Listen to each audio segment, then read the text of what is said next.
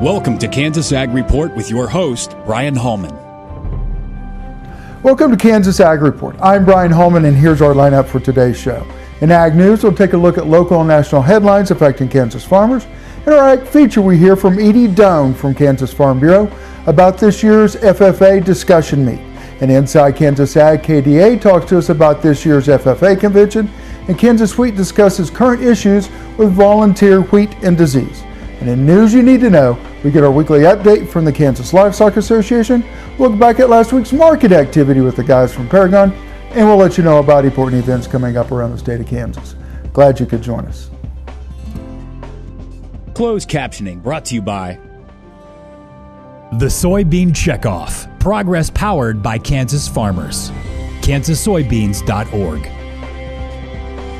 Farm Bureau, a grassroots ag organization representing the state's farmers and ranchers since 1919. KFB.org.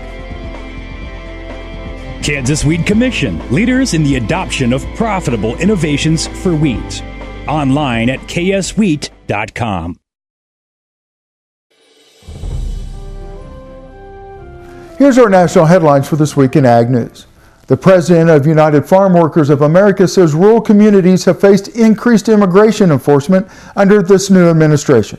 Bruce Goldstein with advocacy group Farm Workers Justice says fear among farm workers and their families is escalating.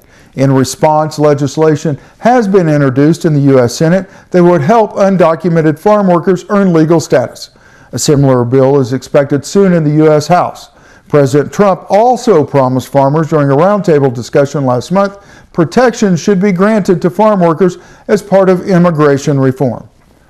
A USDA NASS report on farm labor in the Northern Plains region, which includes Nebraska, Kansas, and the Dakotas, shows the number of hired workers on farms and ranches in April of this year was down 6% from 2016. The number of farm workers in the 4 states totaled 32,000. Farm operations in the region paid their hired workers an average wage of just over $14 per hour, this year up slightly from last year. Nationwide, the number of farm workers was down 4% year to year in April. A coalition of rural organizations are calling on leaders of the U.S. House and Senate Ag Committee to stop rural development reorganization within the USDA. Last week, Ag Secretary Sonny Perdue announced USDA's Undersecretary for Rural Development would be replaced with a special assistant who reports directly to Perdue. National Farm Union's Rob LaRue says rural development needs would lose a seat at the table during departmental discussions. If you're not in the room, it's really difficult to have your views and needs known. Rural development programs were heavily targeted in President Trump's budget proposal. And in local news, during the next several weeks, USDA's NASS will conduct 2 major mid-year surveys, the June Agricultural Survey and the June Area Survey. NASS will survey over 5,300 operators across Kansas to determine crop production and supply levels in 2017. Due to the widespread and significant impact of its results, the agency says those 2 are the most important surveys that NASS conducts. Milk production in Kansas during April of 2017 totaled 299 million pounds, up 7% from April of 2016. The average number of milk cows was 153,000 head, 9,000 head more than April of 2016. Milk production per cow averaged 1,955 pounds. K-State swine scientist Mike Tokash says advances in how pigs are raised have led to enormous improvements in pork production over the last 20 years. Research has allowed the swine industry to safely increase litter size and growth rates of finishing pigs. Tokash says that in the 1990s, the average litter was 7 to 10 pigs, and now you have lots of farms that are weaning over 15 pigs per litter. He believes advances in genetics, artificial insemination, and feed nutrition are key factors in the success of the swine industry. Up next in our Ag Feature, we continue talking with Kevin Thielen from Kansas Beef Council to talk about Beef Month. You're watching Kansas Ag Report. Please stay tuned. This segment brought to you by Kansas Livestock Association, supporting our members' business interests to meet consumers' demands. KLA.org. Oldie Seed Farms, carrying soil-specific seed. Find them on the web at oldieseed.com. That's OHLDE seed.com. Grass and Grain, online or in the mail, keeping Kansas farmers informed for over 60 years. grassandgrain.com. Kansas Wheat Commission, leaders in the adoption of profitable innovations for wheat. Online at kswheat.com. Imagine having someone help you pick the best corn hybrids for every field on your farm. Your Oldie representative can combine your data with his data to offer a field-by-field prescription. Contact Oldie Seed today at 877-692-4555. This Medford, New Jersey school bus runs on biodiesel, and so do these. In fact, all of these buses run on clean-burning biodiesel, which is great because the more we use biodiesel in our heavy-duty vehicles, the less carbon pollution in our air.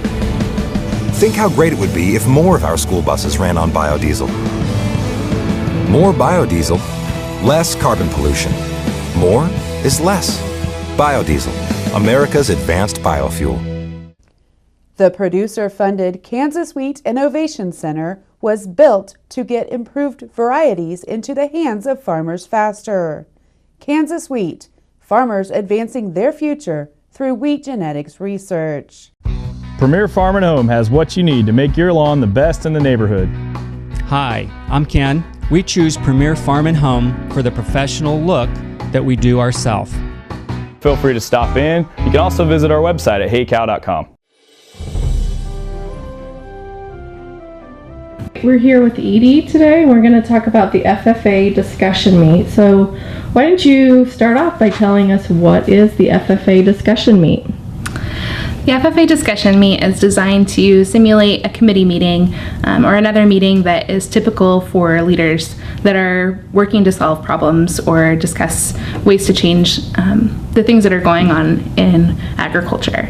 So the structure is that we give them 5 topics that will possibly be discussed in each round, and they have those at the beginning of the year so the students can research information and develop talking points or learn about the issues more so they're prepared when they come to the table and talk about the issues.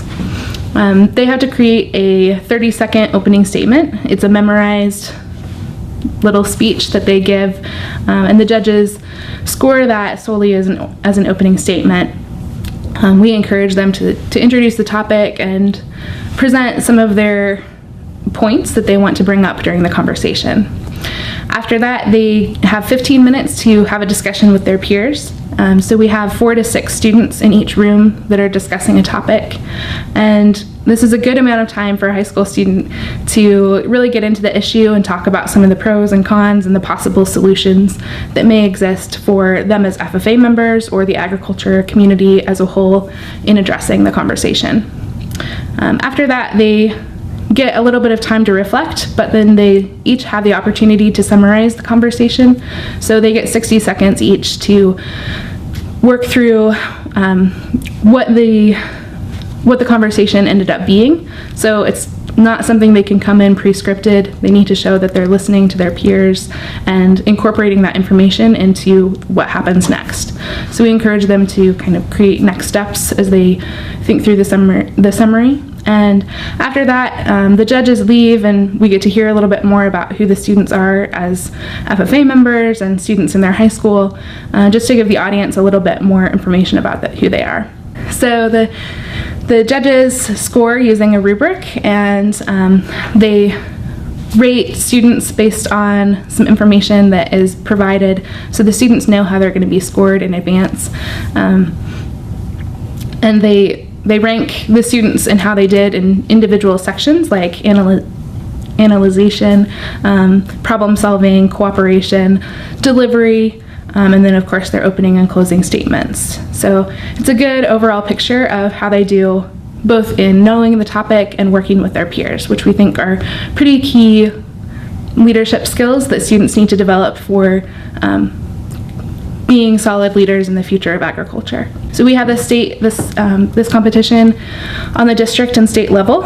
In this past year, we conducted the the discussion meet in 6 of the 7 districts that FFA has.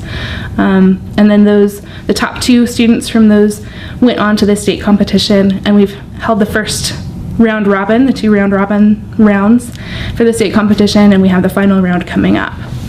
So we selected the top 4 out of the students that came to state, and we'll have them compete in the final round.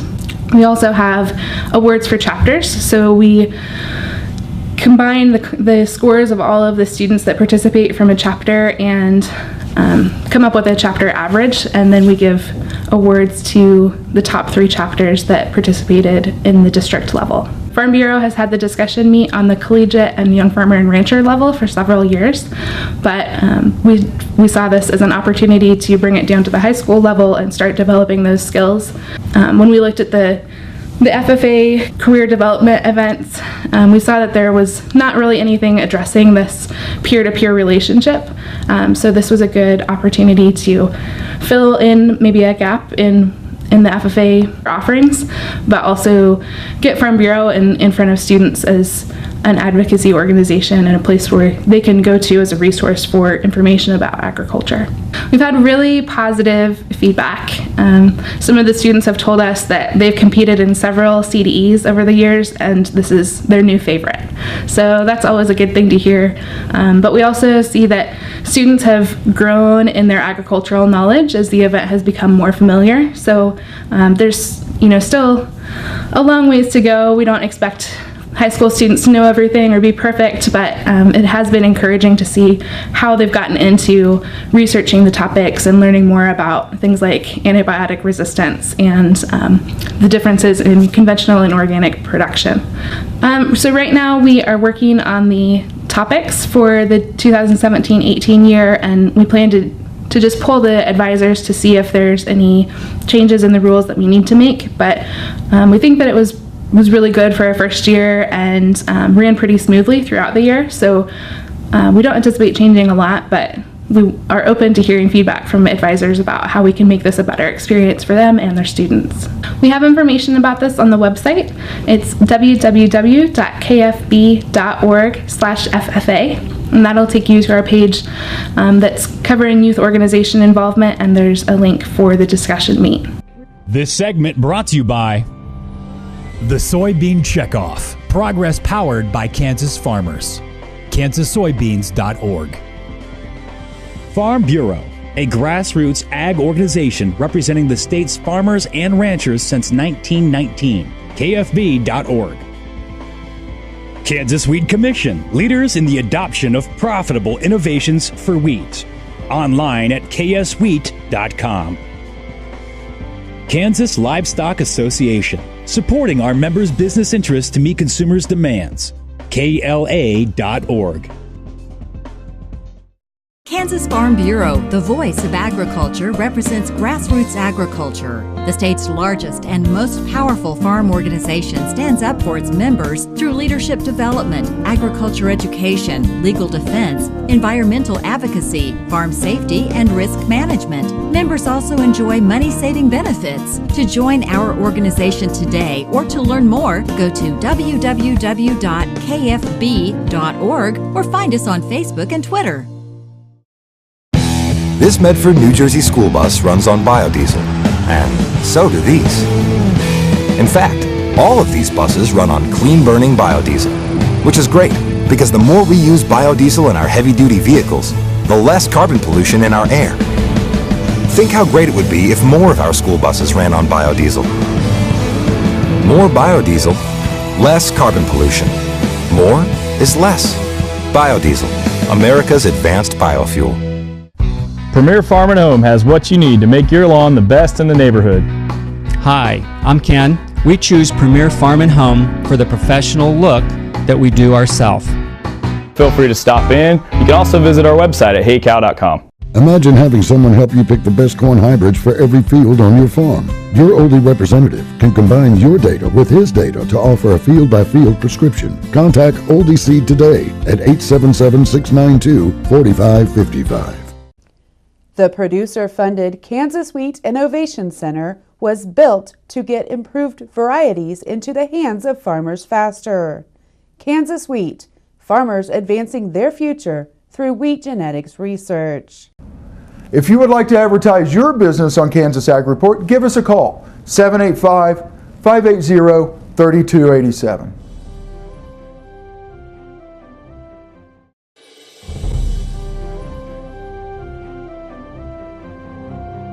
Manhattan was swarming with Blue Jackets this past week as Kansas State played host at the State Ffa Convention.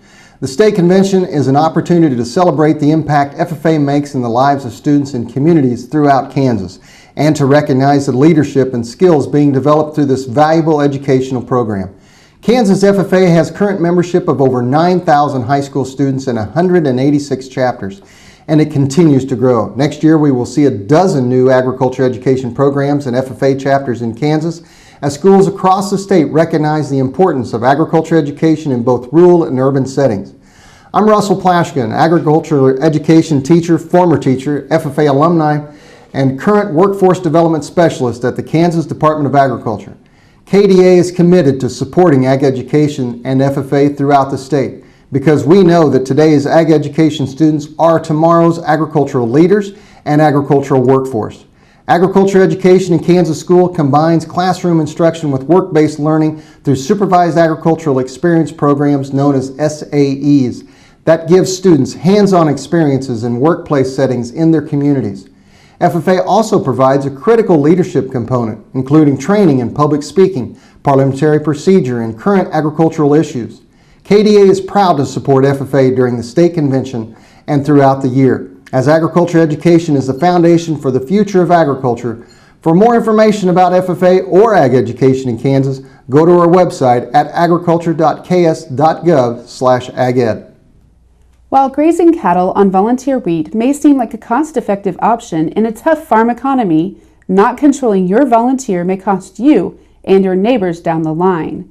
Volunteer wheat is a host for the wheat curl mite, the transmitter of wheat streak mosaic virus, the disease that is crippling the western Kansas wheat crop. According to K-State Research and Extension Agronomy, 6 west central Kansas counties are experiencing extreme distribution of the virus. Many fields in this area are severely diseased and could experience more than 70% yield loss, if not a complete loss. The rest of western Kansas is dealing with high distributions of this disease, while the central region is also seeing high and moderate infection levels. While there is no chemical treatment for wheat streak, there are management options to limit your risk.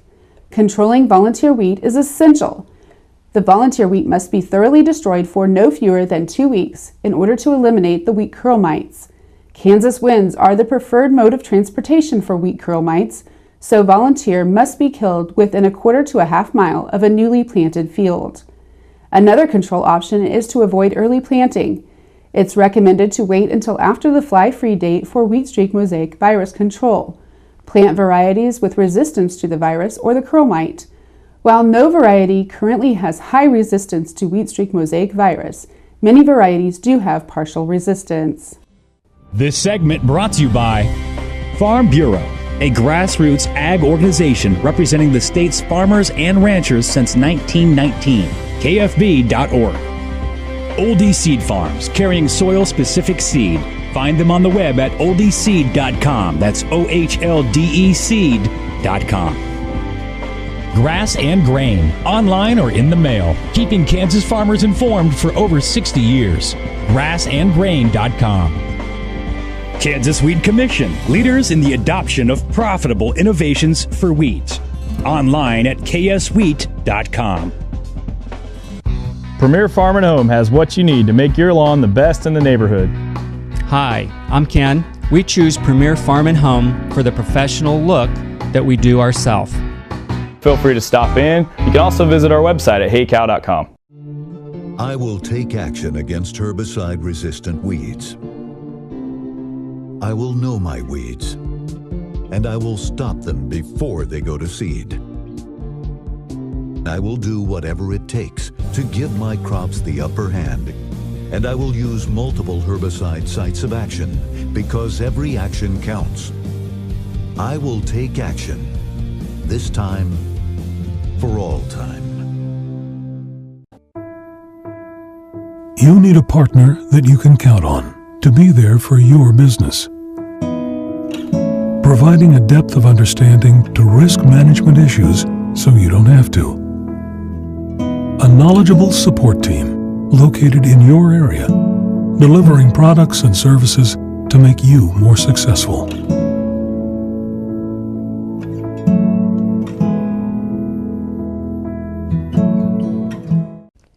The producer-funded Kansas Wheat Innovation Center was built to get improved varieties into the hands of farmers faster.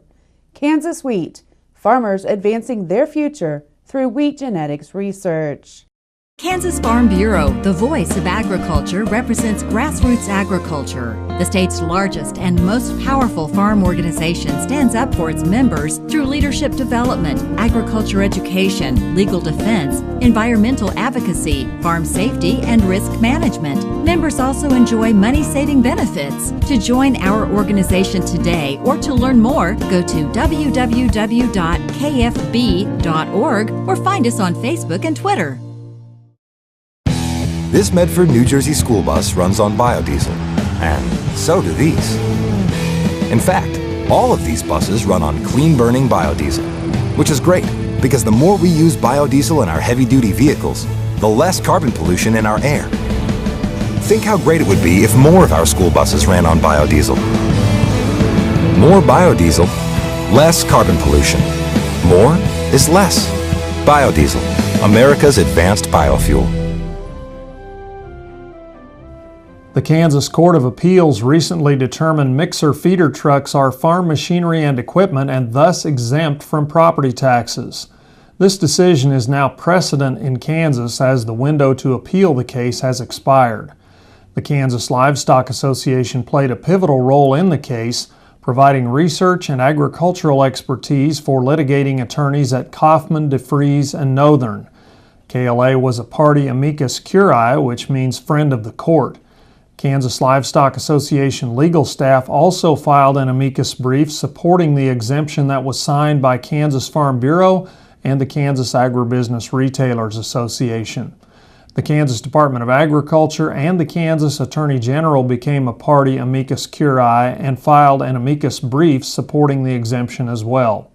While arguments in the case applied to mixer feeder trucks operated within the footprint of a feed yard, the decision was written to also exempt mixer feeder trucks incidentally operated on public roads to feed cattle.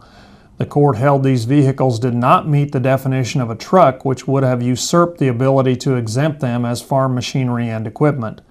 This is an example of how KLA works to represent the business interests of its members. The association works daily on regulatory, legislative, legal, and industry issues that affect livestock producers at the state and federal levels. Good morning, I'm Darren Van Vactor with Paragon Ag. Corn remains range-bound as planting progress jumped 7% to 91% over the last week, trailing last year in the 5-year average by only 2% now. The market did seem a bit surprised by the condition rating of 65%, which was 3 points below the average expectations and 8 points behind last year. Beans. Talks of lower soy meal demand, a drop in Chinese crush margins, rumors over potential Chinese cancellations, and sufficient progress on soybean plantings here in the States have driven soybean futures to a fresh 9-month low. We're looking to find some stable footing and support here in the near term. Wheat is still searching for its headline. The USDA did back the good to excellent rating down 2% versus last week on hard red wheat, which now trails last year by 13%. It still feels as though the trade is in a prove-it-to-me mentality regarding wheat and its condition. As harvest ramps up, we'll get a better handle on the situation. The next 60 to 90 days packs a lot of information into a short time frame. Weather, specifically precipitation and heat, should be hot topics. The June 30th planted acreage report is right around the corner, with corn pollination and bee potting trailing closely behind it. There are things to do and ways to position your operation to take advantage of volatility in the market.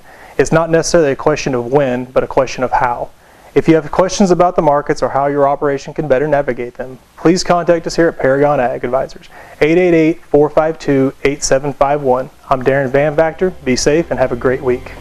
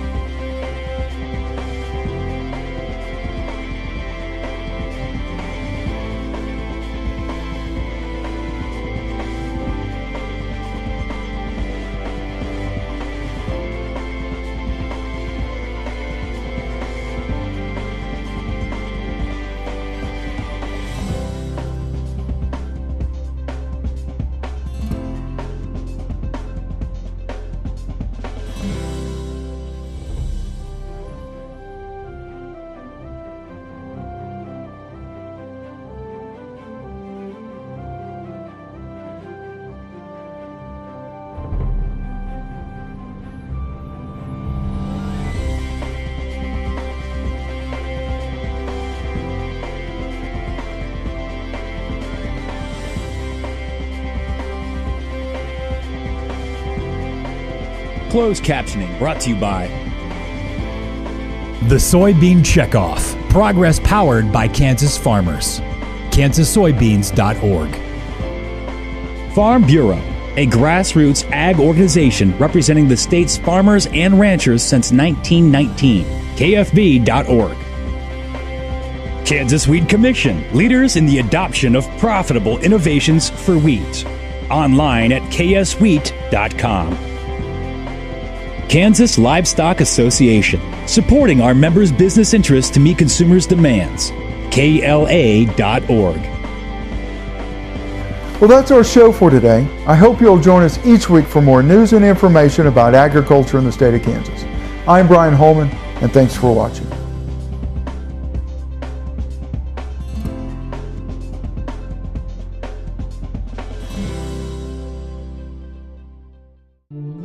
I will take action against herbicide-resistant weeds. I will know my weeds, and I will stop them before they go to seed. I will do whatever it takes to give my crops the upper hand, and I will use multiple herbicide sites of action because every action counts. I will take action, this time for all time. You need a partner that you can count on to be there for your business. Providing a depth of understanding to risk management issues so you don't have to. A knowledgeable support team located in your area, delivering products and services to make you more successful.